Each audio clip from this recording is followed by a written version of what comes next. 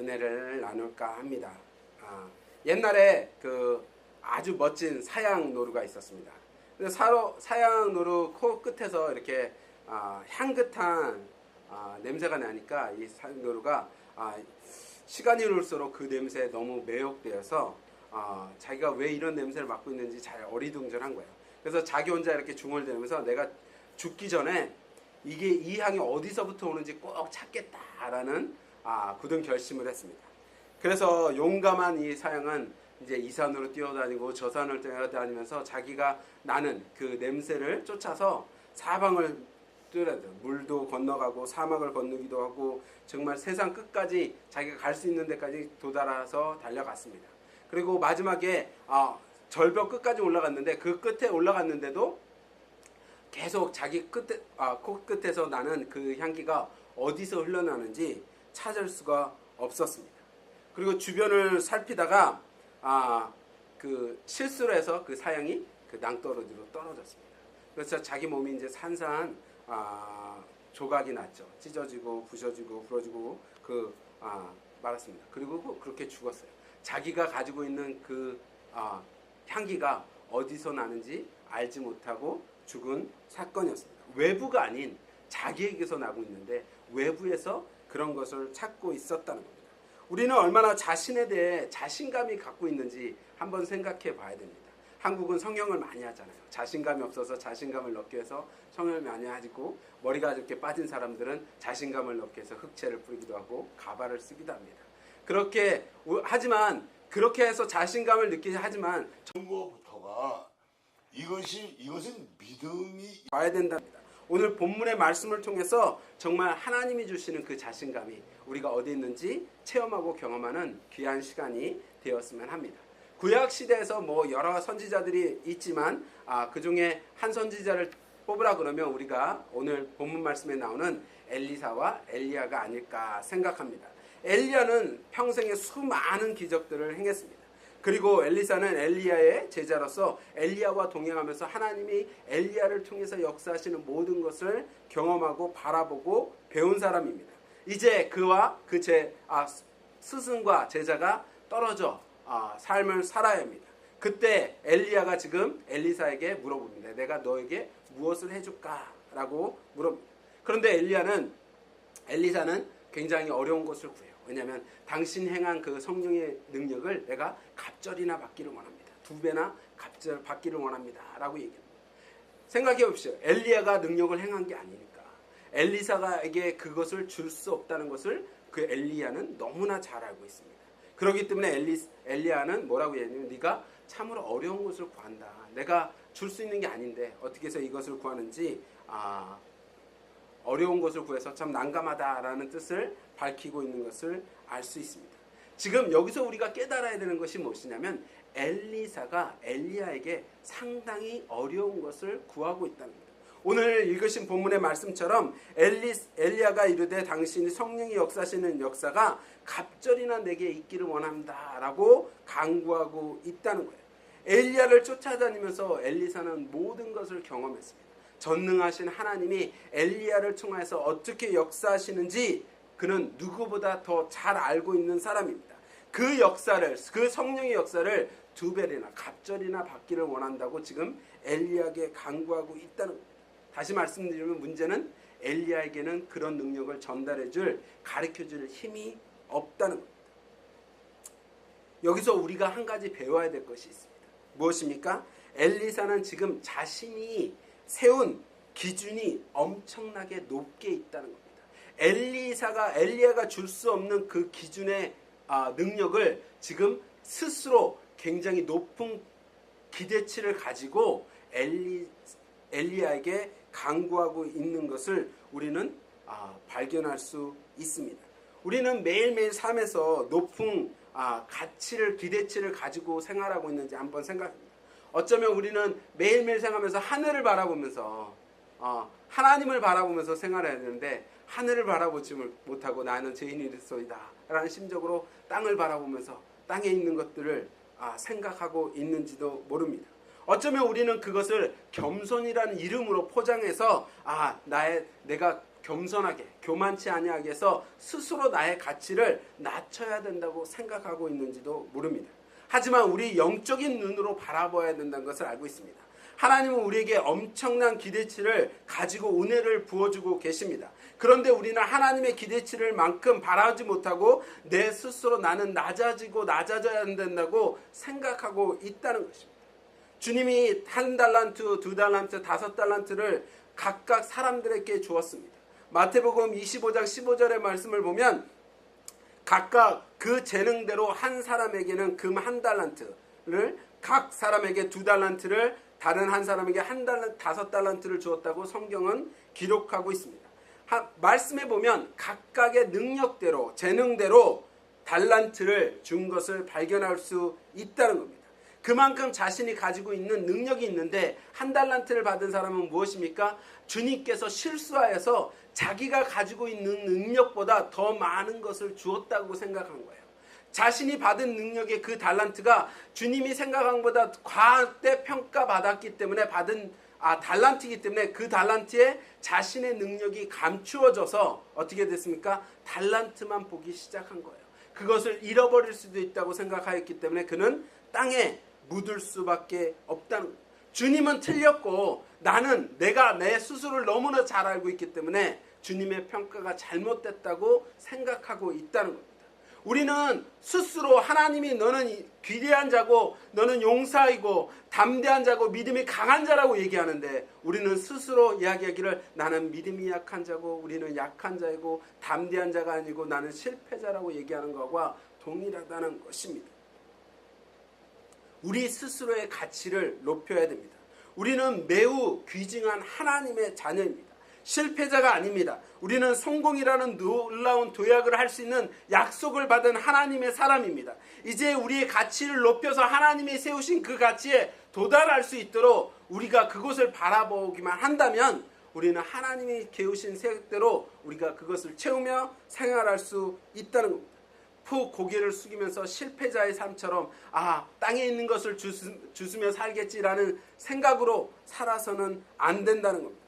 우리의 인생을 실패자로 만드는 것이 아니라 하나님이 세우신 그 가치에 따라 우리의 삶이 변하는 삶을 살아야 한다는 것입니다.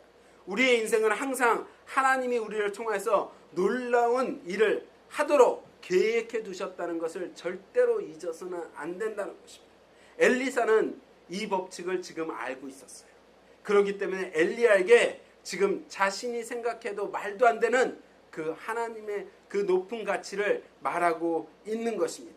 자신도 엘리야처럼 위대한 선지자가 될 수 있다는 그 높은 가치를 가지고 있다는 겁니다. 그렇기 때문에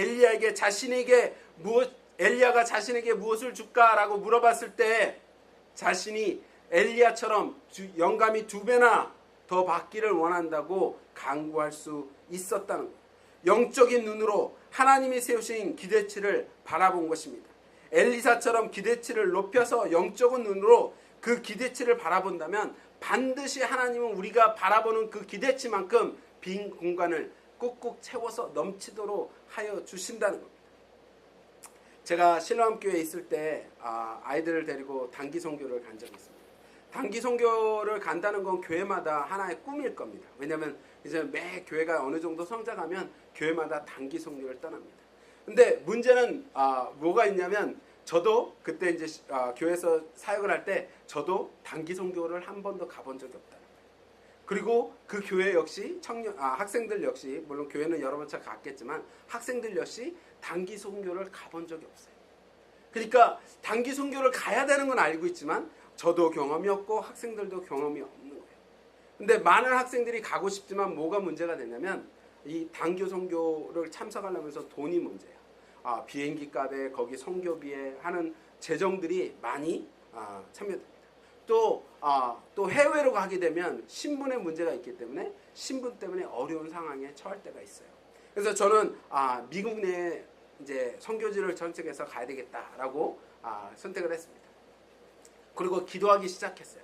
제 목표는 지금 학생들이 한 30명 정도 되는데 그 당시에 그보다 이제 성장해서 더 많긴 했지만 그 중에 한 25명 정도가 단기 선교를 참석했으면 하는 기도 제목을 가지고 있었습니다. 첫째는 6명이 3명뿐이 안 갔어요. 둘째 해는 7명 갔습니다. 그리고 세 번째는 23명이 제가 기도한 대로 25명 정도가 단기 성경을 갔습니다. 근데 첫 해와 두 번째는 크게 문제가 되지 않아요. 왜냐하면 몇 명 가지 않아요. 소수의 숫자가 가기 때문에 이렇게 큰 돈이 들지 않습니다. 하지만 23명이 이상 가게 되면 이 펀드는 굉장히 많습니다. 그런데 제가 뭐라고 얘기했냐면 3년째 갈 때 너는 단 1불도 내지 마라 그랬어요. 하나님이 어떻게 채우시는지 봐라. 그리고 아이들에게 단 1불도 걷지 않았습니다. 그리고 전부 펀드 레이싱을 하기 시작했어요. 저희가 예상할 때 이제 계획할 때 그 돈이 아이들 비행기표와 차비와 식사비와 또 선교지에서 이렇게 사용해야 될 금액들을 예상해 보니까 약 18,000불 정도가 필요한 거예요. 저희들이 준비하는 기간은 약 6개월, 7개월 정도뿐이 되지 않았어요. 그러니까 7개월 동안 18,000불을 펀드레이싱을 해서 모아야 돼요. 그래서 아이들에게 비전을 심어주기 시작했습니다. 하나님이 어떻게, 너희들이 지금 돈을 18,000불을 모을 수 있는 게 아니니까 하나님이 어떻게 채우시라는 걸 봐라. 18,000불이라는 돈은 큰 돈입니다. 그렇잖아요. 우리한테도, 어른들한테도 큰 돈이지만 아이들에게는 상상도 할 수 없는 돈이에요. 6개월 동안에 18,000불을 모은다는 거예요. 그리고 기도하기 시작했습니다. 첫 달에 100불이 모였습니다. 왜냐면 이제 애들이 저금통을 가져왔어요. 코로들을 가져왔기 때문에 100불이 모였어요. 그리고 제가 아이디어를 낸 게 뭐냐면 우리 그 페트병 있죠? 캔을 모으기 시작했어요. 야, 음료수 맞으면 버리지 말고 갖고 와라 교회로. 그거를 우리가 저기 가서 바꿔서 그거를 펀드레이싱 하겠다. 그렇게 해서 모은 돈이 또 한 150불 정도 됩니다. 오전씩 모아서 열심히 모아서 그 다음 달 150불이 됐어요. 얼마나 작은 돈이 모았어요. 2달 동안 250불 모은 거예요. 기껏 모은 게. 아이들이 실망하기 시작합니다. 이거 언제 모을까? 그러면서 저는 계속 하나님이 어떻게 역사하시는가 봐라. 절대 포기하지 마라. 그리고 마지막 달 5달 될 때는 8,000불이 모였습니다. 그리고 그 다음 달에 마지막 달에 다 하나님이 예배해 주셔서 18,000불이 다 채워졌어요. 떠나기 전날까지 2,000불이 모자랐습니다. 근데 그 떠나는 전날 주일날에 파송받는 그때 어느 권사님이 연세 많으신 권사님이 부족하다는 얘기를 한 적이 없는데 선교원금 하셔서 저희가 그 채우신 걸 가지고 23명이 단기 선교를 다녀온 적이 있습니다. 여러분, 우리의 기대치가 조금이면 조금밖에 하나님이 채워주지 않습니다. 하나님의 기대치는 우리가 세운 것보다 훨씬 위에 있는데 우리의 기대치는 항상 하나님의 기대치보다 낮게 있다. 엘리야는 지금 엘리사가 어떤 것을 간구할지 상상도 하지 못했습니다. 그렇게 위대한 것을 간구할 거라고는 기대하지도 않았어요. 생각하지도 않았어요. 그렇기 때문에 뭐라고 얘기합니까? 네가 어려운 것을 구하는도다 라고 얘기하고 있다. 하나님은 우리가 어떤 부분이 연약하고 우리가 약한 부분인지 너무나 잘 알고 계십니다. 하지만 우리가 우리의 기대치를 하나님이 바라보시는 그 기대치로 높이기만 한다면 우리가 아무리 약하고 우리가 아무리 능력이 없고 힘이 없다고 할지라도 하나님은 사람을 보내주셔서 또는 하나님은 우리에게 능력을 부어주셔서 힘을 부어주셔서 그 모든 것을 채울 수 있도록 역사하여 주신다는 겁니다. 엘리사가 그러한 능력이 있었습니까? 그렇지 않았어요. 엘리야가 자신의 능력을 엘리사에게 줄 수 있는 능력이 있었습니까? 그렇지 않았습니다. 하나님은 엘리사가 바라보는 그 기대치만큼 하나님이 채우신 것을 우리는 발견할 수 있습니다. 엘리사는 높은 기대치를 세웠습니다. 그리고 그가 세운 기대치만큼 엘리야의 능력이 그에게 임하였습니다. 만약에 엘리사가 그 기대치를 조금만 세웠다면 어떻게 됐을까요? 조금만 받았겠죠. 그가 채움을 받지 못하였을 것입니다. 그러나 그는 높은 데 하나님의 비전을 세웠습니다. 그리고 그 기대치만큼 하나님이 채우셨습니다. 사람들이 생각할 때 너는 그만한 능력이 없어, 그만한 힘도 없고 너는 그만한 백그라운드도 없어 라고 얘기합니다. 사람들은 자꾸 사람들의 말에 귀를 기울입니다. 자신이 부족하다고 생각합니다. 능력이 없다고 생각합니다. 자신의 환경에 지배를 받는다고 얘기합니다. 하지만 하나님은 우리에게 능력을 부어주시고 환경의 지배를 받는 것이 아니라 환경을 초월하시는 하나님을 우리는 절대로 잊어서는 안 됩니다. 그렇기 때문에 우리의 기대치는 높게 세워야 되는 것입니다. 우리가 높게 세우면 세울수록 하나님은 그 기대치만큼 채워주신다는 겁니다. 끊임없이 전진하면, 끊임없이 높이 세우면 하나님이 그 기대치를 채워주실 것이고 하나님의 일에 도구로 우리를 사용하여 주실 것이다. 하나님은 요셉에게 엄청난 기대치를 가지고 있었습니다. 그리고 요셉에게 그 기대치를 꿈을 통해서 보여주셨습니다. 여러분, 요셉은 아무 문제가 없습니다. 요셉은 하나님이 보여주신 그 기대치를 어떤 상황과 어떤 환경과 어떤 처지에 처하더라도 그 기대치를 놓지 않았습니다. 문제는 누구입니까? 문제는 형들이었어요.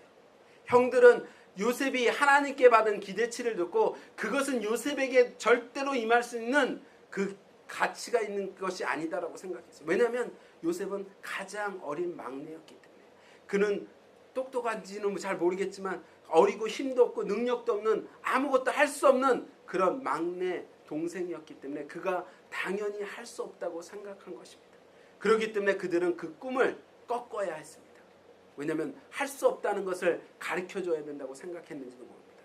하지만 요셉은 감옥에 갇히고 그 죽을 고비를 넘기고 그곳에서 아무것도 할 수 없는 그 순간순간에도 요셉은 하나님이 주신 그 기대치를 절대 내려놓지 않았습니다. 그러자 어떻게 했습니까? 왕이 그것을 보고 그 요셉의 기대치를 보고 그를 나라를 구원할, 자기 그리고 백성들을 구원할 하나님의 사람인 것을 인정한 것을 우리는 성경에서 발견할 수 있습니다. 하나님은 요셉의 가치가 있는 사람이라고 인정했고 그 기대치를 높이셨습니다. 지금도 하나님은 우리 각 사람 한 사람 한 사람의 기대치를 낮은 사람으로 여기지 아니하고 믿음이 없는 사람으로 여기지 아니고 능력이 없는 사람으로 여기지 아니하고 우리의 기대치와 능력과 힘을 높게 세우셨다는 겁니다. 우리가 그것을 믿고 그것을 바라고 세우기만 한다면 하나님의 그 기대치를 체험을 사용당하는 하나님의 사람이 될 거예요. 여러분은 야구를 잘 모르시죠? 야구 선수 중에 베이스 루이라는 야구 선수가 있습니다. 우리 간사님은 잘 알지도 몰라요. 역사적으로 베이스 루스라는 이 야구 선수는 미국 역사상 홈런을 가장 많이 친 선수입니다. 세계 신기록을 가지고 1976년도에 세계 신기록을 가진 아주 유명한 선수입니다. 1927년도에 양키스와 필라델피아 팀이 이렇게 대결을 했을 때 큰 장애 홈런을 쳐서 굉장히 유명한 선수이기도 합니다. 오래된 선수이기 때문에 거의 기억하는 사람들이 없어요. 근데 많은 사람들이, 야구를 아는 많은 팬들은 아마 이 선수를 굉장히 야구 선수로 유명한 홈런 왕으로 기억하고 있지만 실제로 이 선수는 또 하나의 기록을 갖고 있습니다. 무슨 기록을 갖고 있냐면 스트라이크 아웃을 가장 많이 당한 선수로 기록을 가지고 있어요. 세계에서 가장 스트라이크 아웃을 많이 당한 선수로 기록되어 있다는 겁니다. 여러분, 그가 스트라이크 아웃을 가장 많이 당한 것을 사람들은 기억하잖아요. 하지만 그 기록을 제하고 베이스 루스가 홈런왕이 절대로 될 수 없었다는 겁니다. 어려운 상황이 있다고 해서 내가 할 능력이 없고 사람들의 말이 나의 평가가 낮다고 해서 스스로 나의 기대치를, 나의 평가를 낮게 할 필요는 없다는 겁니다. 누군가에게 어려움이 있습니다. 하지만 그리스도인이라면, 믿음의 사람이라면, 하나님의 자녀라면 절대로 그 기대치를 낮게 평가해서는 안 된다는 겁니다. 우리는 스스로 하나님의 기대치를 높게 평가해야 됩니다. 우리의 기대치를 절대로 낮게 평가해서는 안 됩니다. 인생의 새로운 도약을 꿈꿔야 합니다. 도약을 꿈꾸는 사람만이 새로운 도약을 할 수 있다는 겁니다. 성공한 인생을 꿈꾸십시오. 하나님이 우리를 성공하게 만들 것입니다. 건강한 모습을 꿈꾸십시오. 그러면 하나님이 우리의 건강을 회복시켜 주실 것입니다. 나의 기대치를 높게 세우면 하나님이 높게 세운 만큼 우리의 기대치를 채워 주실 거랍니다. 역사하시는 분은 하나님이지 우리가 아니라는 겁니다. 역사하시는 분은 전능하신 하나님이십니다. 전능하신 하나님이 우리의 꿈을 이루시는 것이지 우리가 그 꿈을 이루어 나가는 것이 아니라는 겁니다. 사랑하는 성도 여러분, 영적 원리는 매우 간단합니다. 엘리사가 엘리야에게 영감의 갑절을 받기를 원한 것처럼 우리의 영감도 엘리야가 받은 것처럼 갑절이나 더 받을 수 있습니다. 왜냐하면 우리가 그만큼 구하지 아니하고 우리의 기대치가 그만큼 낮은 곳에 있었기 때문에 받지 못한 것입니다. 매일매일 똑같은 평범한 삶이라고 생각하였기 때문에 우리의 삶이 변하지 않는 것입니다. 우리의 삶은 특별한 삶이고 우리가 매일매일 하나님의 은혜를 경험한다고 기대치를 세운다면 하나님은 매일매일 순간순간 우리의 기대치를 채워가시며 하나님의 놀라운 그 계획을 이루어 가실 것입니다. 오늘부터 우리의 기대치를 높게 세우시고 하나님이 채우심을 경험하는 저와 여러분이 되기를 주님의 이름으로 축원합니다.